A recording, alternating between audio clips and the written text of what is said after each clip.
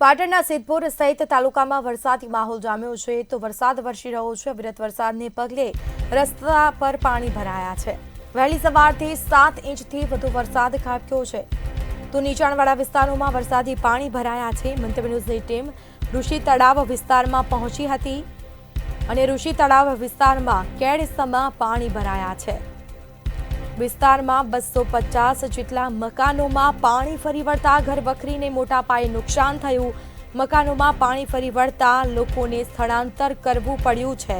રહીશોને નજીકની શાળામાં સ્થળાંતર કરાવવામાં આવ્યું છે। મકાનોમાં પાણી ભરાતા રહીશો મુશ્કેલીમાં મુકાયા છે। લોકો જાય તો જાય ક્યાં તેવી પરિસ્થિતિ અત્યારે જોવા મળી છે। અનેક જિલ્લાઓમાં અવિરત વરસાદને પગલે પાણી ભરાયા છે।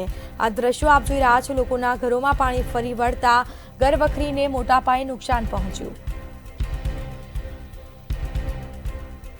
જિલ્લાના સિદ્ધપુર શહેરમાં ધોધમાર વરસાદ હાલમાં વરસી રહ્યો છે। વાત કરીએ તો ગઈ રાત્રિથી લઈને સવાર સુધીમાં અત્યારે લગભગ 6.5 ઇંચથી પણ વધુ વરસાદ વરસ્યો છે, જેના કારણે હાલમાં જે શહેરના જે નીચાણવાળા વિસ્તારો છે તેની પરિસ્થિતિ હાલ કપરી બની જવા પામી છે। હાલમાં વાત કરીએ તો મંતવ્ય ન્યૂઝની ટીમે જે સિદ્ધપુર શહેરની ઋષિ તળાવ વિસ્તાર છે તેની મુલાકાત લીધી છે અને જો વાત કરીએ તો આ ઋષિ તળાવ વિસ્તારની અંદર હાલમાં લોકો કેડસમા પાણીની અંદર જોવા મળી રહ્યા છે અને હાલમાં જે અહીંયા લગભગ આ ઋષિ તળાવ વિસ્તાર છે તેની અંદર 250 થી પણ વધુ મકાનો આવેલા છે અને તેની અંદર લોકો પાણીની અંદર મજબૂર બન્યા છે। હાલમાં આપણે અહીંયા સ્થાનિક છે તેઓની સાથે પણ વાત કરવાનો પ્રયાસ કરીશું કે હાલમાં આપણા વિસ્તારમાં શું પરિસ્થિતિ છે।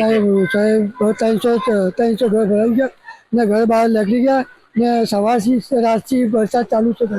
રાતનો વરસાદ ચાલુ છે ત્યારે આપણે ક્યારે ઘરમાંથી બધો સામાન લઈને કેવી રીતે નીકળવું પડ્યું છે? સામાન ફટાફટ લઈને ગયા, બચ્ચા માટે ફટાફટ લઈને નીકળ્યા માટે એટલું પાણી છે ઘરના। હાલ તમારે રહેવા માટે શું વ્યવસ્થા, ખાવા માટે, જમવા માટે?